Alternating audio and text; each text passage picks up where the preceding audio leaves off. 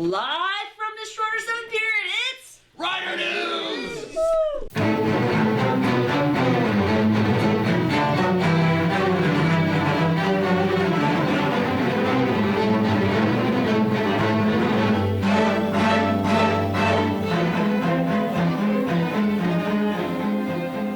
Hello, Rough Riders. Welcome back to another episode of Rider News. I'm Juno. Let's get started. Starting off this week's episode, we have Mr. Arndt giving insight into his past career. Please watch and learn a little about our woodshop expert. My name is Gabe Baker. Who are we here with? I am Mr. Arndt.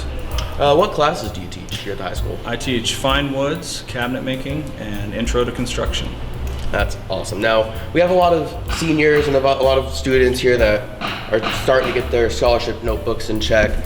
I've heard you had a pretty interesting career before you came here and taught at the high school. Would you tell us a little bit about that? Yeah, for sure. Yeah, I went the traditional college route after high school and got a degree in elementary education. And at that time, it just didn't work out to teach in our area, so I went back to construction. And at that time, I was doing remodeling for somebody. I then branched out and started my own general contracting business, building new homes and flipping homes. And then when my father retired, I took over his drywall business and I ran that business as well. At one point, I had 11 employees. That's really impressive. What was like our direct path? We've got high school diploma, we've got college, and what connections, and what would you say to students that are really trying to get into that career? You mean specifically into the career of construction? Just in the general construction career, yeah. Yeah, I always liked working with my hands. I liked doing hands-on classes. I took a ton of CTE classes in high school. Yeah. So I always had an interest in that.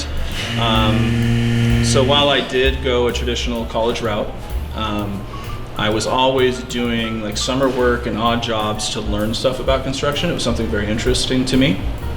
I took that knowledge and used that to get a job with somebody else, and started just at the base level, carrying wood around the job site, cleaning up bent nails. Yeah.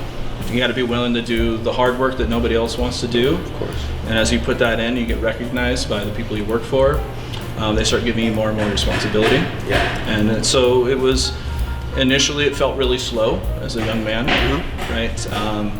But as I proved myself, I got more and more responsibility to the point where I actually ended my career as the construction manager for Clallam Habitat for Humanity.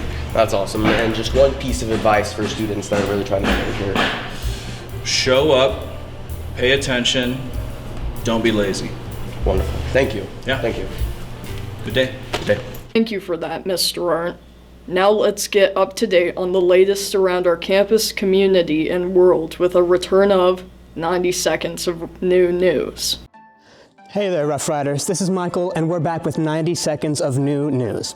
Let's get right into this week's 6 stories. Firstly, the auditions for Murder in the Air, a thrilling murder mystery where the ending changes every single night, have concluded, and the cast has been decided. So come and catch the opening night, which will be this April 23rd here in the auditorium. This Saturday is the Port Angeles Invitational, which is a massive fundraising opportunity for our track and field team. There's going to be food trucks and good vibes, so please come and support your team. The first event should start around 11 a.m.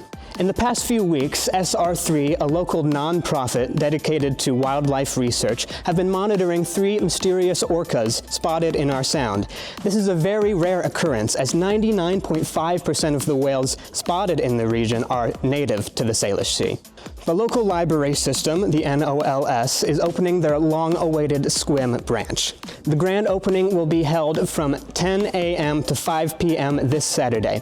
And we at Rider News heavily encourage you to go and support your local library system. Como News, a local newspaper in Seattle, have reported that the gas prices in downtown Seattle have skyrocketed by over $0.25 per gallon. This follows a national rise in gas prices as fuel around the nation becomes less and less affordable as tensions in the Middle East rise.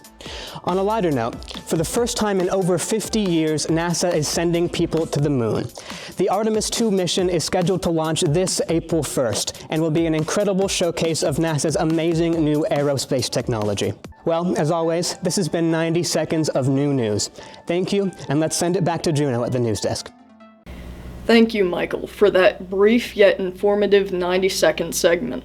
Lastly, let's join our on-the-ground reporters as they give us a glimpse into the infiltration of Mr. Hamilton's Pi Day celebration.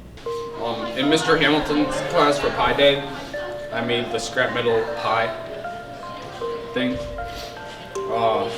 I clamped a bunch of metal together and tack welded it all. That's how I made it.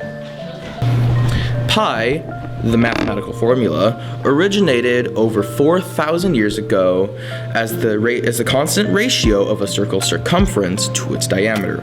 It was first estimated by the Babylonians at about 3.12 and then by the Egyptians at 3.16. Archimedes developed the first algorithm by using 96-sided polygons to calculate it to 3.14. I made this shepherd's pie because I don't know how to make normal pie, and this is pretty tasty.